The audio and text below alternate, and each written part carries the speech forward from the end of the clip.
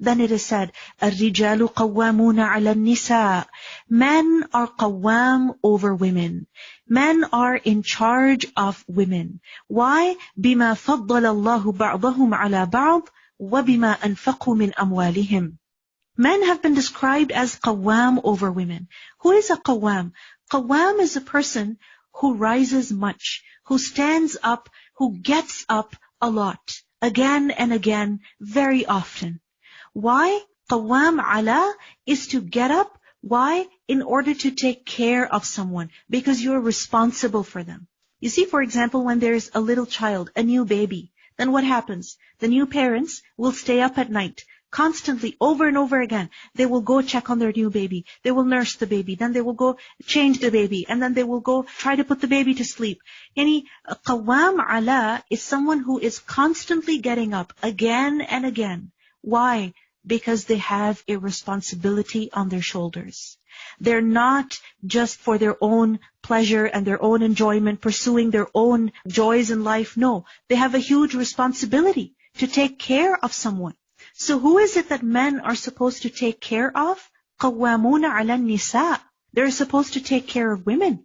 They're in charge of them, meaning they must take on this responsibility. They're supposed to take care of them. As the Prophet ﷺ said, وَالرَّجُلُ رَاعٍ عَلَى أَهْلِ بَيْتِهِ. A man is a shepherd over the people of his household. How? It means that men cannot abandon their wives or neglect them, neglect their needs. It means that they must spend on them. They must not demand money from them.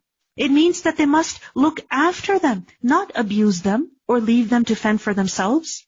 It means that they should ensure the safety, the well-being of the women who are related to them. They should help them. They should do their work. They should fulfill their needs.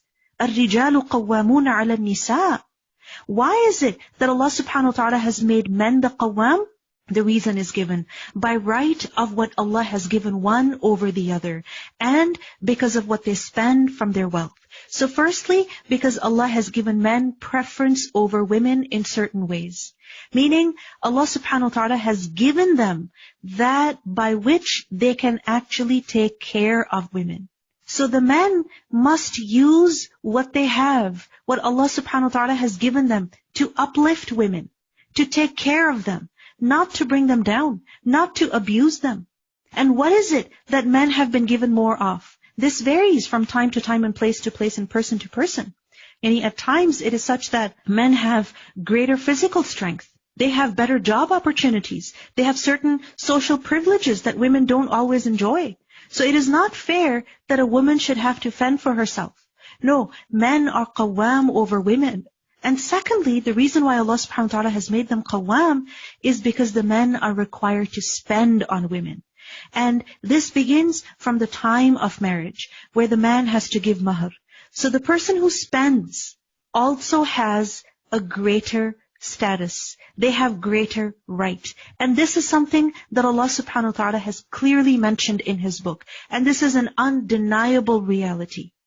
So, if this is what men are supposed to bring to the relationship, what about the women? Should they just be receiving and taking and giving nothing back? No. Allah subhanahu wa ta'ala says, فَالصَّالِحَاتُ قَانِتَاتٌ. So righteous women are devoutly obedient. To who? To Allah. And also to their husbands. Because it is only with cooperation and agreeableness that a relationship can thrive. If there is constant resistance and rejection or neglect on either party, then that relationship cannot survive. And حَافِظَاتٌ لِلْغَيْبِ. Such women are guarding in the husband's absence what Allah would have them guard. Meaning, these women guard in obedience to Allah what is hidden from their husbands. And this includes their own chastity, so this means they do not cheat on their husbands. And this also includes the wealth of the husband, the house, the property, whatever it is. And also the private matters of the household, the secrets, or the information that is confidential. A righteous woman keeps that within the family. The Prophet ﷺ said that the world is but a quick passing enjoyment. And the best enjoyment of the world is a pious and virtuous woman. Because you see, a righteous woman is not only good toward her husband. He is truly fortunate just by having her company. And also by having her as his life partner. Why? Because the things that she will do will also benefit her husband. We learn in a hadith, the Prophet ﷺ said that when a woman gives some of the food in her house, which is not spoiled, meaning in charity, then she gets a reward for what she gives. And her husband also gets a reward for what he earned. Even though he doesn't know about the food that was just given as charity. He didn't give that food as a charity. But he trusted his wife. He gave her money, right? He gave her the food so that she can do whatever she wants with it. And now, when she makes such decisions, then he will benefit as well. Why? Because the money is his. And he trusted his wife. He enabled her. He empowered her to make such good choices. Then Allah subhanahu wa ta'ala mentions, but those wives from whom you fear nushuz. And remember, nushuz, this is not just disobedience or someone having a different opinion, a woman voicing her opinions or just existing. No, nushuz is arrogance. This is ill conduct. And according to some, this is infidelity. So those wives from whom you fear infidelity, first advise them. Then if they persist, then forsake them in bed. Meaning express your disapproval by distancing yourself. And finally, strike them. Meaning in order to discipline them. This is to shock, not to hurt. But if they obey you once more, seek no means against them. Indeed, Allah is ever exalted and grand. Remember, Inna Allah kana aliyan kabira.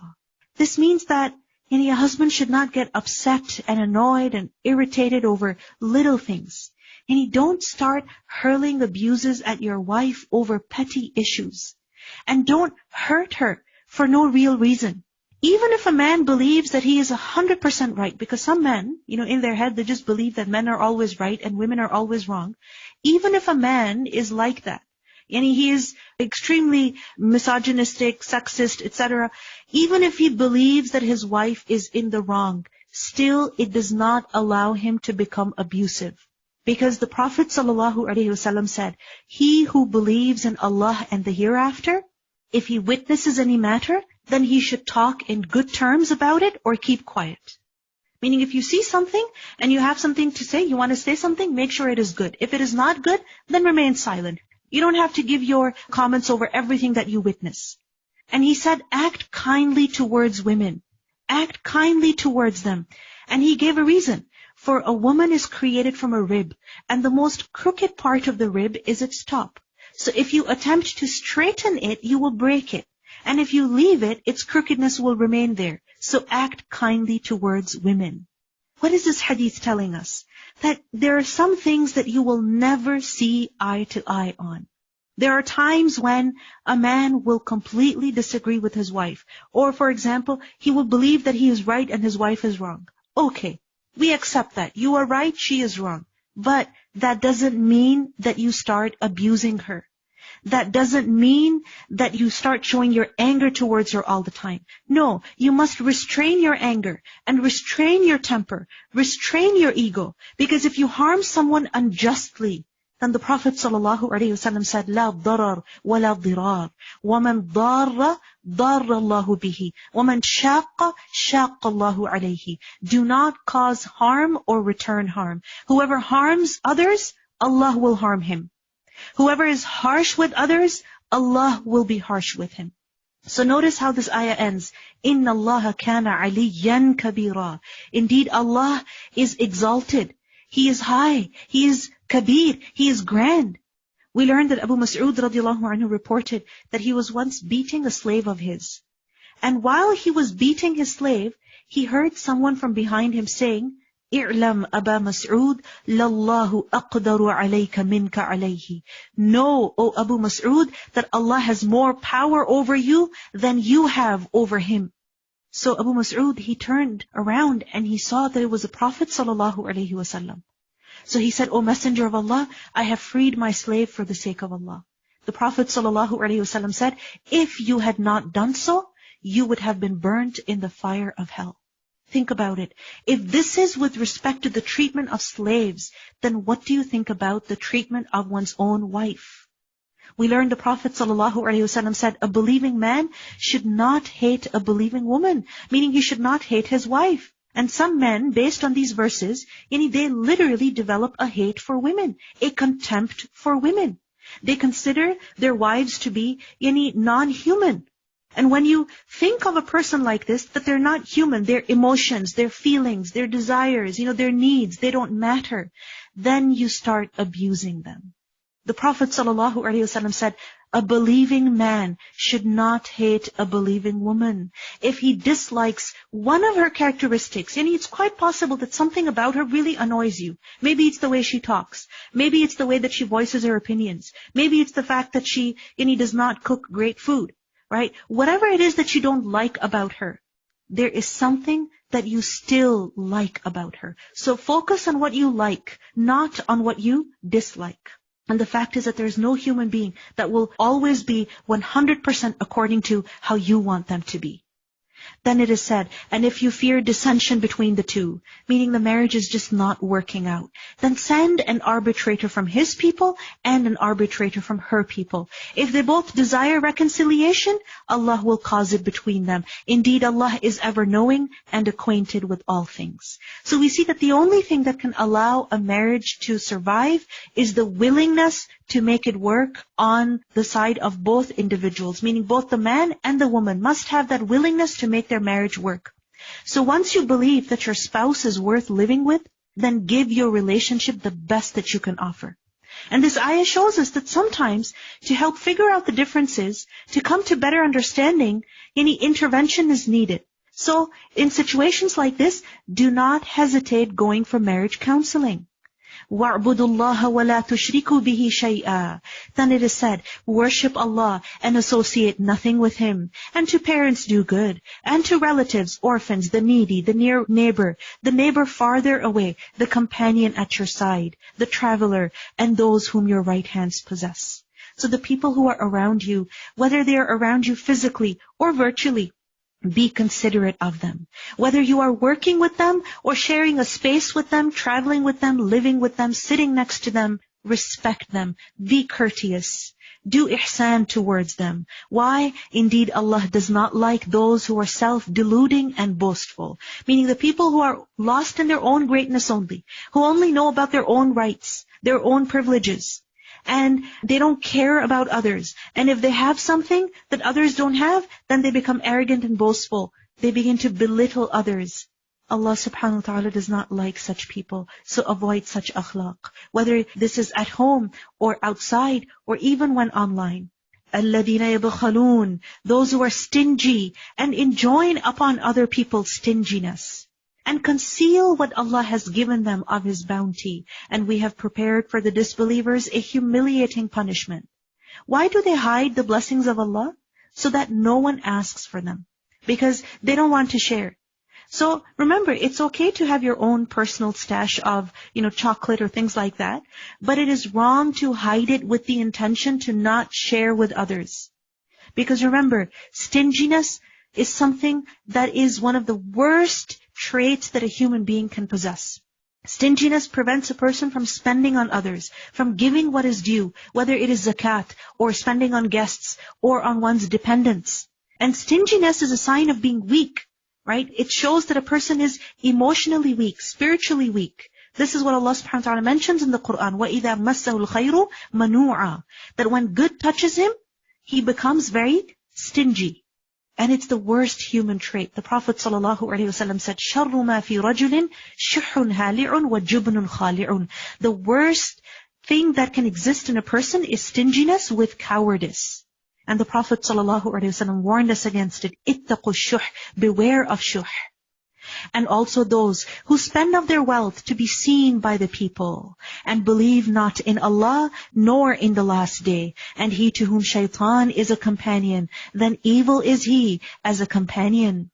And what harm would come upon them if they believed in Allah and the last day, and spent out of what Allah provided for them? And Allah is ever about them knowing. Indeed, Allah does not do injustice, even as much as an atom's weight, while if there is a good deed, He multiplies it, and gives from Himself a good reward. This is Allah's favor. So how will it be when we bring from every nation a witness, and we bring you, O Prophet sallallahu alaihi wasallam, against them as a witness? That day, those who disbelieved and disobeyed the messenger will wish they could be covered by the earth, and they will not conceal from Allah a single statement. This is a warning for those people who disobey the Prophet sallallahu alaihi wasallam, who disregard his teachings, saying things like, oh, this is not in the Quran. Ya ayyuhalladhina amanu, O you who have believed, do not approach prayer while you are intoxicated until you know what you are saying. Now this was revealed before the prohibition of wine. You see, one day a person led the people in prayer while he was intoxicated. And as he was reciting the Quran, he made serious errors. So this ayah was revealed, that do not pray while you are intoxicated. And this shows us that when we are overcome by sleep, for example, then we should stop the recitation of the Quran at that time, or do something to wake up. Why? Because then we will end up making grave errors. And in general also, we should know the meaning of what we are saying in salah. We should know the meaning of what we are reciting, so that we can avoid errors.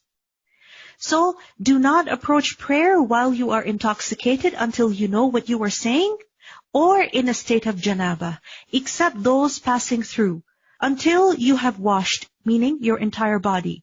And if you are ill or on a journey, or one of you comes from the place of relieving himself, or you have contacted women and find no water, then seek clean earth, meaning make tayammum, and wipe over your faces and your hands with it. Indeed, Allah is ever pardoning and forgiving. So in this ayah, tayammum is mentioned, which is done in the absence of or inability to use water. And remember that tayammum is a substitute for wudu and for ghusl. So wherever the time of prayer comes in, and a person is not able to make wudu because there is no water, or their condition is such that they are not able to use water, for example, they're sick, then what should a person do? They should make tayammum and pray, meaning do not leave salah. Still pray.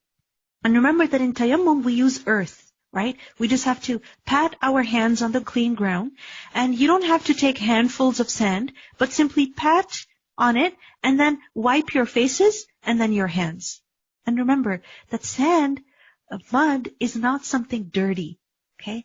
Unless there is clearly some filth on it. In a narration it has been said, تَمَسَّحُ بِالْأَرْضِ فَإِنَّهَا بِكُمْ بَرَّةٌ, that touch the ground because it is good to you. Right? It is good to you. So tayammum is actually a special gift that was given to this ummah. The Prophet ﷺ mentioned different things by which he was given preference over the previous prophets and nations. And one of the things he mentioned was وَجُعِلَتْ لِيَ الْأَرْضُ مَسْجِدًا وَطَهُورًا, that the entire earth has been made a place of worship and a means of purification for me. أَلَمْ تَرَ إِلَى الَّذِينَ أُوتُوا نَصِيبًا مِنَ الْكِتَابِ, have you not seen those who were given a portion of the scripture? What do? What is so astonishing about them? They purchase error. And they also wish you would lose the way. And Allah is most knowing of your enemies. And sufficient is Allah as an ally. And sufficient is Allah as a helper. How beautiful. وَكَفَى بِاللَّهِ وَلِيًّا وَكَفَى بِاللَّهِ نَصِيرًا. You see, sometimes we get very scared when we find out that certain people don't like us. Or certain people are, planning to harm us, or they're talking bad about us, or that they're spreading hateful things about us. Yes, this is scary, but we must learn to depend upon Allah subhanahu wa ta'ala. Because if we depend on ourselves, we will get exhausted. We have to learn to depend upon Allah, because Allah is sufficient as a wali, as a friend, as a helper, and as a nasir. Among those who became Jews are those who distort words from their proper usages. And they say, سَمِعْنَا وَعَصَيْنَا, we hear and disobey. And وَاسْمَعْ غَيْرَ مُسْمَعْ, hear but be not heard. And رَاعِنَا, meaning instead of saying سَمِعْنَا وَأَطَعْنَا, they play on words, right? And why do they do this? How do they do this? Twisting their tongues. Why? Defaming the religion. And if they had said instead, سَمِعْنَا وَأَطَعْنَا, we hear and obey, and they had said, وَاسْمَعْ وَانْظُرْنَا, wait for us to understand, it would have been better for them and more suitable. So remember, we always have the choice to use better language, to use better words. We can always express ourselves in a respectful way. And the corruption of the tongue shows that there's a deeper problem. There is a problem in the heart which needs to be fixed. But Allah has cursed them for their disbelief, so they believe not except for a few.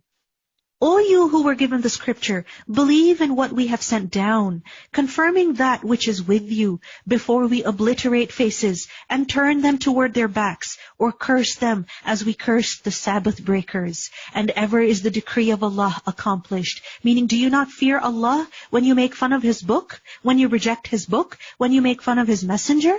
Indeed, Allah does not forgive association with Him, but He forgives what is less than that for whom He wills. And he who associates others with Allah has certainly fabricated a tremendous sin. So remember, shirk is a major sin, and it must be avoided at all costs.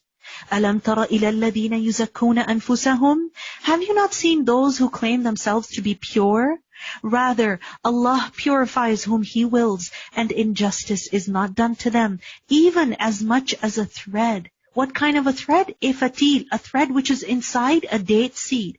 So inshallah, today as you break your fast, then when you open your date, look at the thread which is inside. It is so fine, and most of the time it just gets stuck to the seed that you don't even see it. So tiny. Allah subhanahu wa ta'ala does not even do that much injustice to people.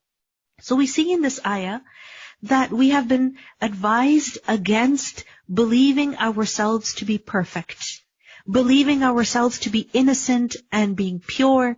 There's no need to brag. If a person is able to do something good, or they're able to avoid some sin, then they should not get deluded that, I'm such a good person.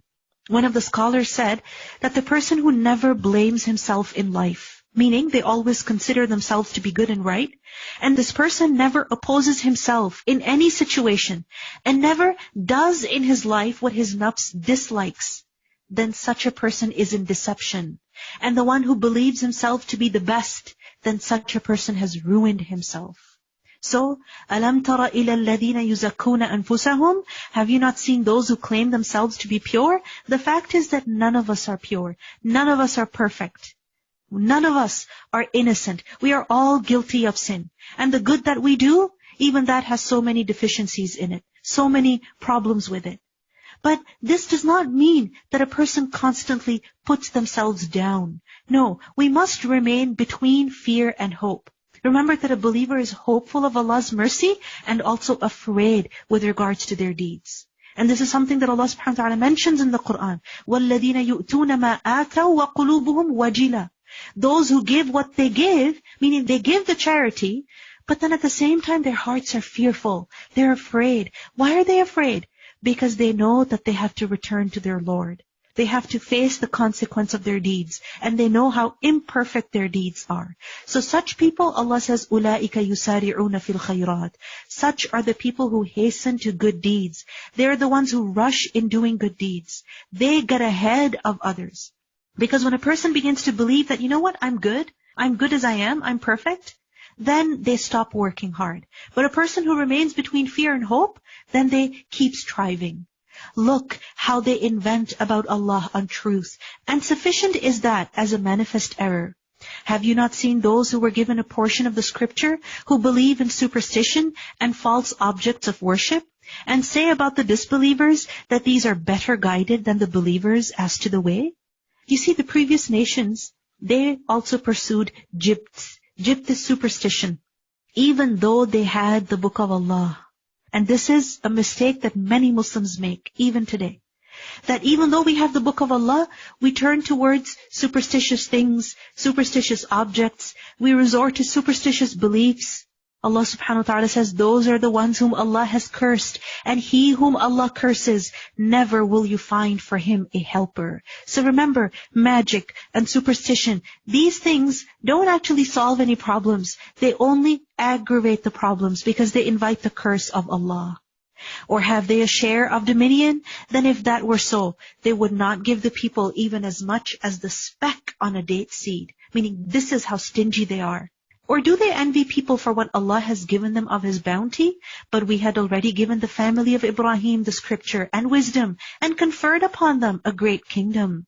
And some among them believed in it, and some among them were averse to it, and sufficient is hell as a blaze. So remember, those who reject the messenger don't actually harm the messenger, they harm themselves. Indeed, those who disbelieve in our verses, we will drive them into a fire. Every time their skins are roasted through, we will replace them with other skins, so they may taste the punishment. Indeed, Allah is ever exalted in might and wise. Remember, the punishment of hell, whether it is for an hour or a day or a year, it is something terrible. So we must bring ourselves to leave all that which leads to hellfire. We must take those means that protect us from the fire of hell. And we must repent to Allah and seek His forgiveness. You see the nature of the punishment that is mentioned over here. Repeated punishment. Every time the skins are roasted through, they will be replaced. Why? Because their crime is denial, disbelief.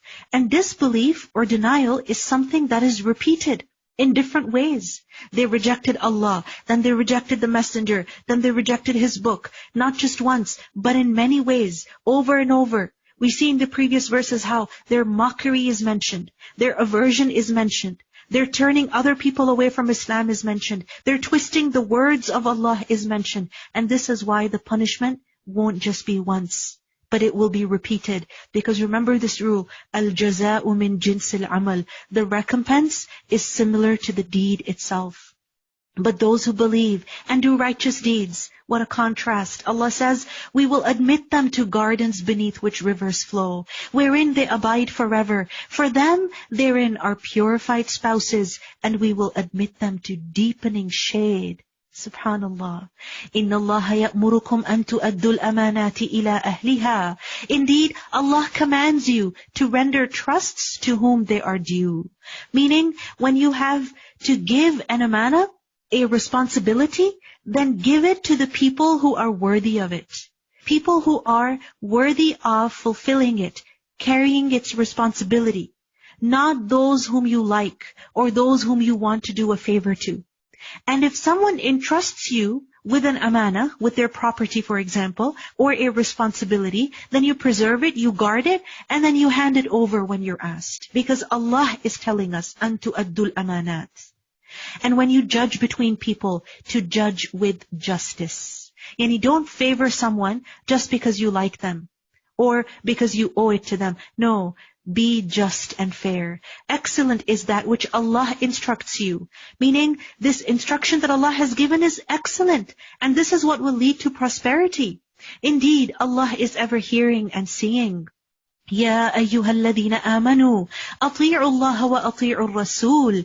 O you who have believed, obey Allah and obey the Messenger. Wa ulil amri minkum, and those in authority among you. Meaning those who are appointed as leaders, whether this is in the family, or it is in an organization, in any capacity, someone who is in a position of authority, then you must obey them. And if you disagree over anything, then refer to Allah and the Messenger. Why? Because the final authority rests with them. So obedience to the leader will only be in obedience to Allah and His Messenger. Which means that if the leader is telling you to do something wrong, then you don't obey them. You obey Allah and the Messenger.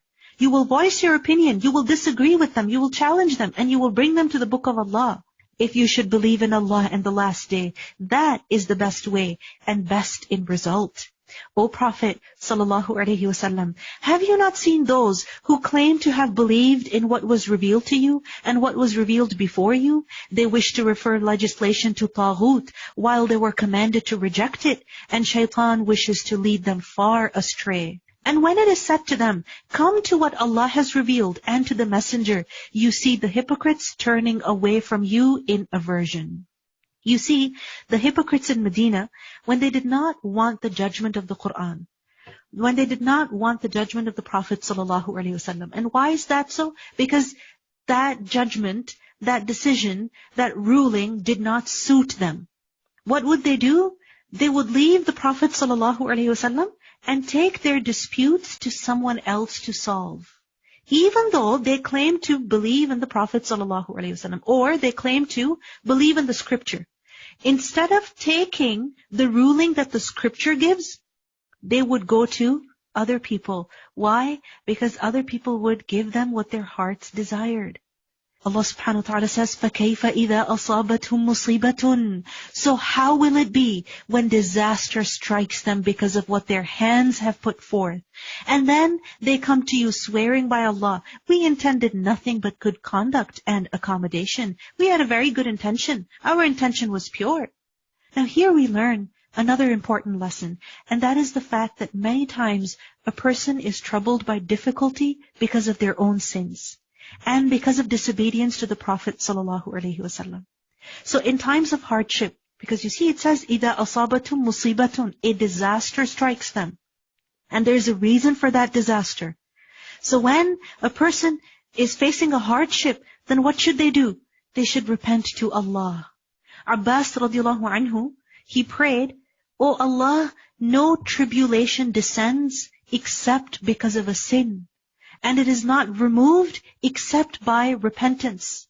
So if we are experiencing any hardship in our lives, then it is necessary that we make tawbah to Allah. We repent to Allah. We seek forgiveness from Allah.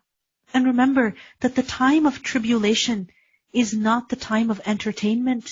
Because this is what some of us have done. We have busied ourselves inside our homes, just having fun, entertaining ourselves, watching one movie after the other, watching one TV show after the other. So this is not time for entertainment. This is time to repent to Allah subhanahu wa ta'ala. Those are the ones of whom Allah knows what is in their hearts. So turn away from them, but admonish them and speak to them a far-reaching word.